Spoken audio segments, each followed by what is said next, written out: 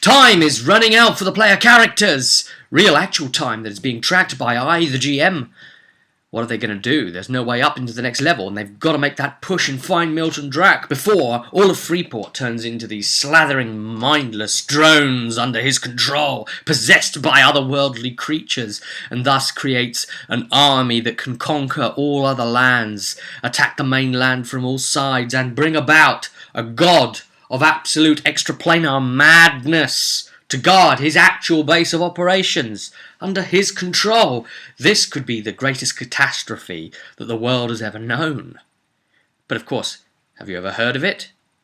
In Dragon Age lore? You haven't? Oh, I guess someone must have stopped it then. But is it this adventuring group, or do they perish? Hit it.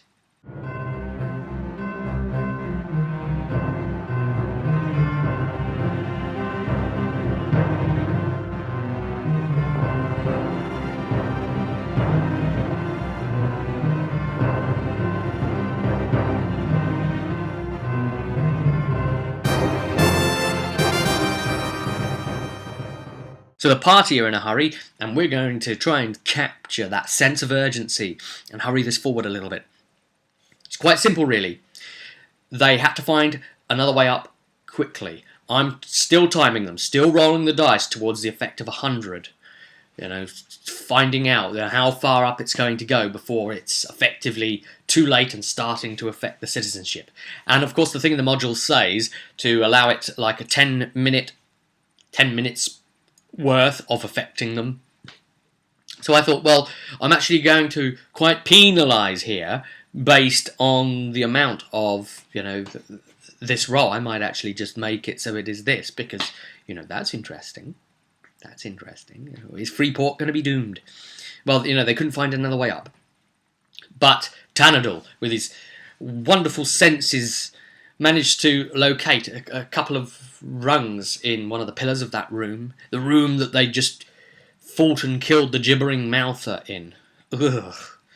And, pulled these rungs down, and of course it produced a nice ladder for them to climb on up to a trapdoor. And they opened the trapdoor and, just give it a minor peep, and yellow light spills through the crack. Then they decide to stop being cautious about it. They were being very cautious, and I was taking note of that cautious, and that's the extra odd roll, because of the cautious attitude of, I'm only opening it slightly, and the others are waiting to hear what I tell them down there, rather than, hurry, hurry, hurry! So, they go up there, and they see a nice welcoming committee waiting at the top of a stairwell. So they're in a section now where the tower goes up in like a square shape, 100 feet up, and there is a staircase that goes all up around the wall's edges, and it just goes all the way up, squared off, squared off, squared off, all the way to the top, 100 feet high. So, oh gosh, that's a long way up, and they are met by Milton Drac and some serpent people at the top. And he gives his little bad guy speech and says, oh, I'm afraid you're too late, we're already in the process of the ceremony, but hey, at least you'll get to die, I'll get to deal with you personally now, and you get to be here for the show. And of course, the people out there think there's a firework display going off or something to, commemorate the completion of Milton's Folly, the lighthouse now being complete there in Freeport. But of course, little do they realise that the god of madness is going to beam his energy out through the yellow sign stone that is being operated there in conjunction with the light, empowering it so that it is a light of madness, not the usual metaphoric light. So, they start running for the stairs as fast as they can, and I start getting them to make sure they know what their movement is. And I'm doing rolls against their running and movement, because that's all spending time. And the guys with the crossbows, the serpent men, they start firing their crossbows. Costello realises, well, look, they're in serpent form. No need to hide my serpent form. So he changes from looking like Theron into his serpent man normal form, and they all begin running up the stairs. Couple of crossbow bolts almost penetrate Costello. They were particularly picking on him. It was unlucky there. I was just sort of randomly rolling to see which team member was going to get fired at, but it didn't really do a lot to them. They tried slowing the guys, our party, down by creating a wall of fire on the stairs. Tanador just charged through it and took the damage anyway. And then someone else charged through it and took some damage. And it began dissipating from them charging through it, so it was a bit less and less each time. And as Karak got to it, he got off a mind blast, and that dissipated the last of it, and then he was able to run through. Blacktail up ahead, pounding up the stairs. And then one of the serpent men, Natal, was levitating. He jumped out over the edge and began levitating off, and trying to fire his spells off, or sort of super mage Gaster, and they did a drop spell on him. It's not a drop spell. A knocked prone, and in this particular case, he was very, very high up, and it was quite funny. And he lost his concentration just enough to not be able to maintain his spell anymore, and began plummeting. Oh, you've got to laugh at stunts, haven't you? And he plummeted and plummeted and plummeted, and then something snapped and bent the wrong way, and he was lying at the bottom. Still sort of moving, I might add.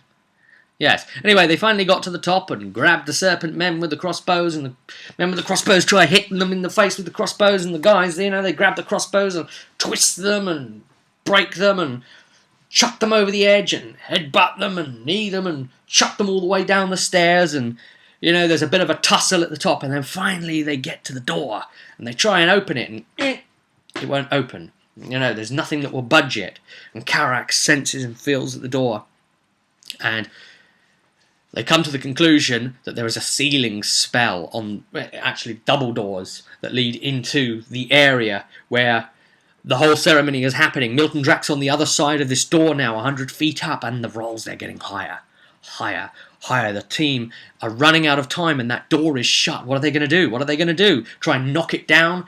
Smash it down, The door might be trapped as well as sealed. Drac is crazy. Quite frankly, he's completely mad. He's communing with the other side, some sort of evil things that aren't even the Fade. So, Karak decides to go one better, and he does a Shape Earth spell. As he pointed out, this is going to be one of those spells that he's going to overuse and abuse, and then probably end up getting GM banned. So we'll see. But he was able to craft with Shape Earth a nice hole in the wall next to the door, and make a doorway, a rough doorway, out of the wall. Literally pull the earth and shape it into a doorway that they could go through. So they all squeezed in, one after the other, in. And Karak manages to quickly notice an Affliction Hex barrier that has been put up in the way. So he, sticks his hand against it and minus charges it with all of his mana and lets it surge out through him. So he burns some of his own mana up purposely. I let him do this to bring the Affliction Hex barrier down. And then they're in the room, and the Serpent Men with him attack. And at this point they try and do what they can to try and control the yellow pulsing crystal. He tries to Shape Earth, Karak tries to Shape Earth, rocks around the crystal to try and stop it, but it's still working inside somehow. Even just like blocking the light. He tries to create a pillar to up to it and tries to get it to smash and drop. It manages to still elevate off of something, and it's very, very slowly turning. Anyway, one of the things they managed to do was to get it to budge a bit, obviously with the Shape Earth stone pushing at it, and it put it a bit off kilter, and it was sort of still turning around like that, like the Earth's on its axis, the way it orbits. And then they did something else to it. I think it was like a mind blast or something ridiculous like that. And it ended up with the thing falling on its side and then going around and around like that, still on its base. And the place started slightly shaking, trembling as in response to the yellow sign stone not being fully correctly aligned. But, it's still working, it's still working. And then Delilah starts making a rush forward, and Milton Drac didn't really get a chance to do too much to them. He put the shadow contract spell on Tanador upon his entry, where he got the nice tattooed sort of commands on his wrist and the voice in his head telling him, turn on your allies. And then it's at this point that the player starts trying the old, and starts saying, well, actually, if I've been controlled like this, then my allies are actually the bad guys, so I have to turn on them. And I said, no, nice try with the bearding there, but no, it isn't a mind control spell. It's more interesting than that. The shadow contract says that and I ask as the GM, are you doing what it commands, right? And you have free will. You can decide, no, I will not. And then you take 2d6 of penetrating damage every round you disobey. So it leeches you, it punishes you for not obeying. How nice. So, big guy like Tanador, that's a funny spell to put on him. And it puts extra pressure on the healers as well. So it's not actually mind controlling you, and he decided to ignore it and take the beating from it. Anyway, at this point, Tanador, he's got loads of health anyway, so it's not too much of a kicker on him, and he was getting very lucky on some of those roll generations of damage. Obviously it happens. Sometimes it can be a 3 on 2 dice, penetrating. And then that's not a lot. And if you get enough of them, you can hold out for a fair while. So it's ticking away a bit at him. This battle goes on. They are ending the Serpent Men quite easily. Ash, the player Chris, wasn't present, and he was using the Kukri of the Unspeakable One, so it's actually a weapon of the Evil Order. He had it on his person, and as such, he was sort of in GM hands here, and he was doing the facing off into the distance very thoughtfully during the battle, because obviously the player's not present. However, he was actually outside of the room, sitting on the stairs, facing down thoughtfully. Because it's probably better that he wasn't there, because the Kukri in his hands was obviously of the Unspeakable One's power, and it could well have turned against the group in some nasty way. I don't know.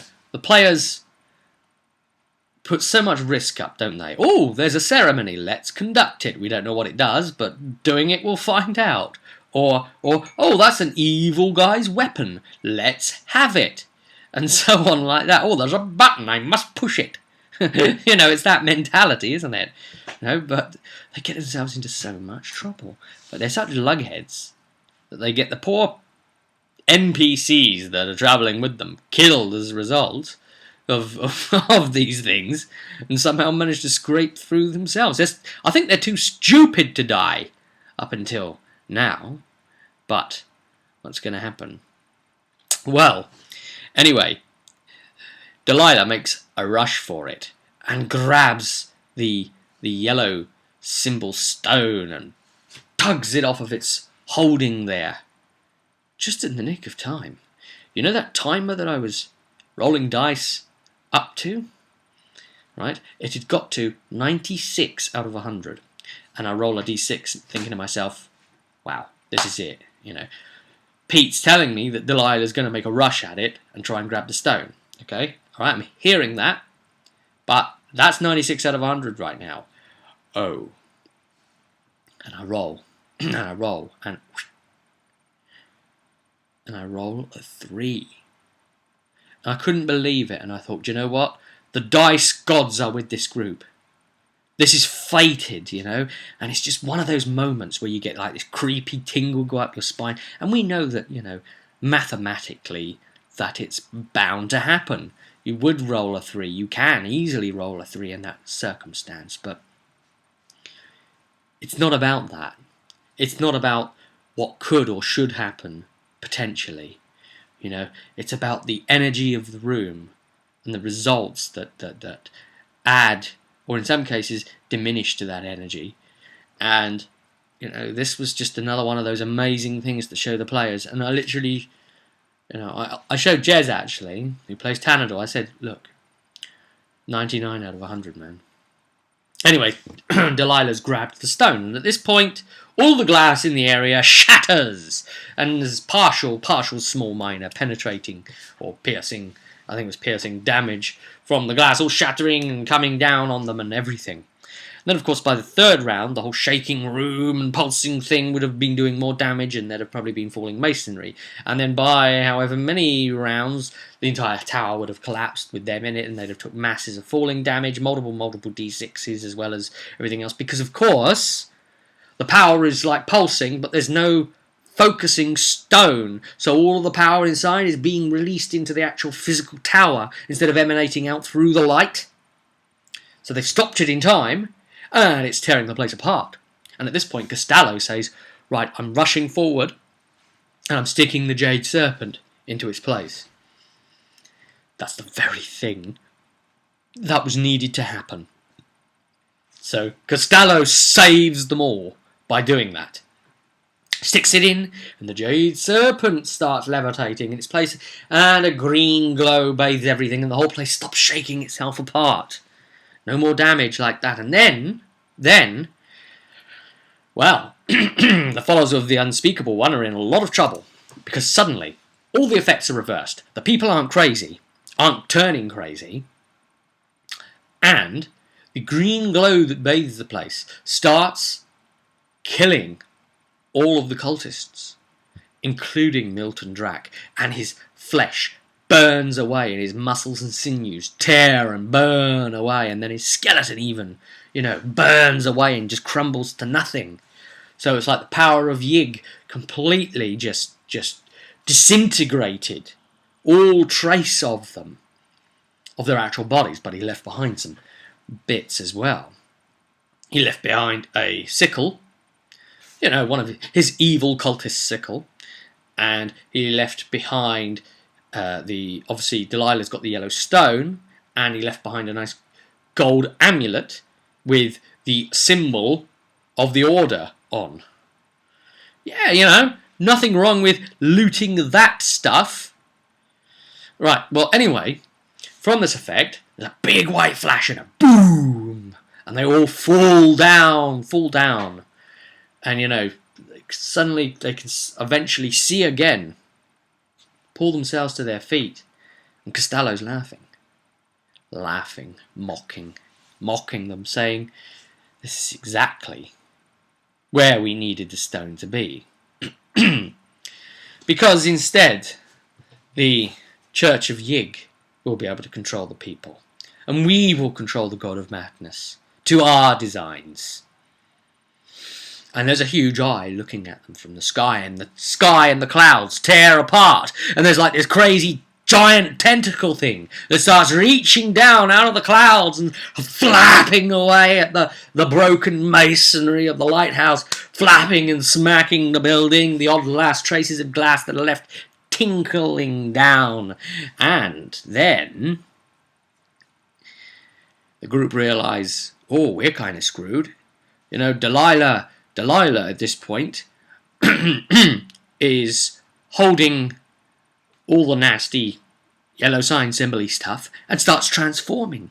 You know, tentacles start spouting out of the mouth. And anyone that has ever followed Their Fated Travels, this is Pete playing Delilah. Pete, Dita, Pete, Dita. The other, it's all just a little bit of history repeating.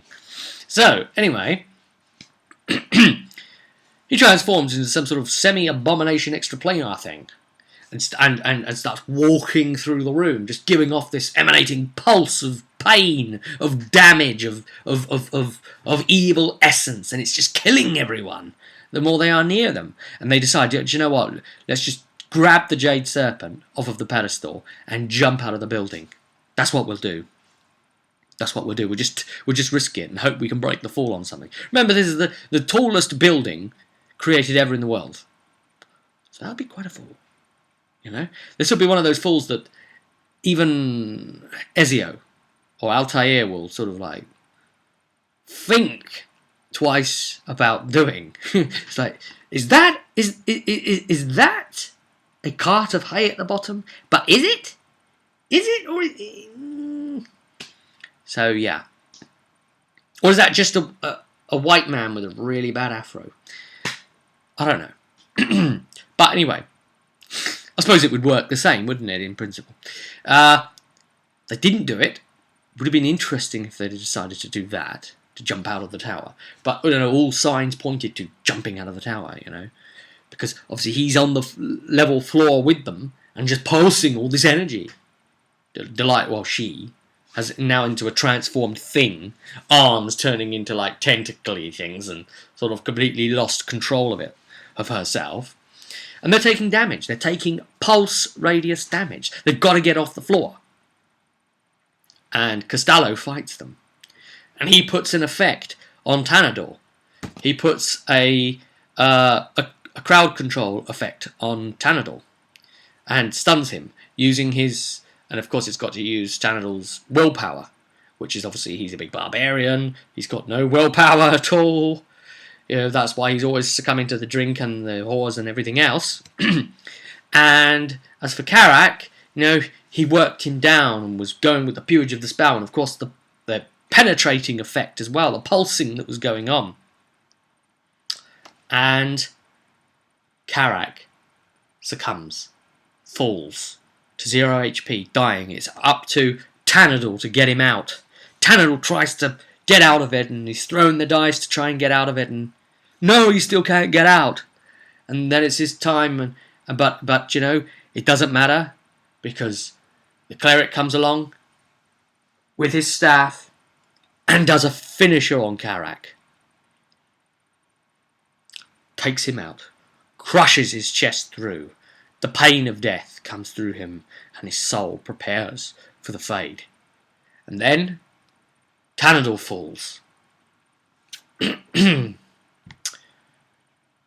And then the situation reveals itself. Because they both are looking around the room and nothing has changed. They'd both gone into some sort of dream-like state. None of that was real. In fact, I'll tell you what was real. Everything was real up to the point of the big flash. Milton Drac had been disintegrated, and then I said there was a big blinding flash that knocked them all down on their butts. And it's at that point that Tanador and Karak were rendered unconscious. And the dream state connection to Zort and Throg took over. And who should suddenly appear in the room once they're rubbing their eyes and realising they're not dead, and everything is as it was, and Costello isn't against them, and the Jade Serpent's fine, and Yeager not a legal order.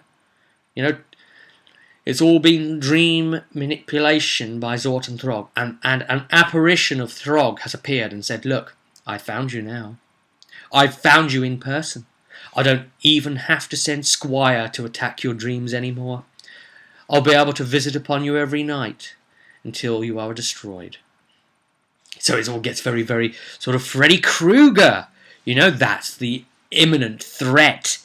And of course, the threat here was to try and get them to jump out of the tower. And Tanador was trying to do it, and Karak stopped him. That's the player deciding to do that. No coaxing by me. And that's what Throg wanted.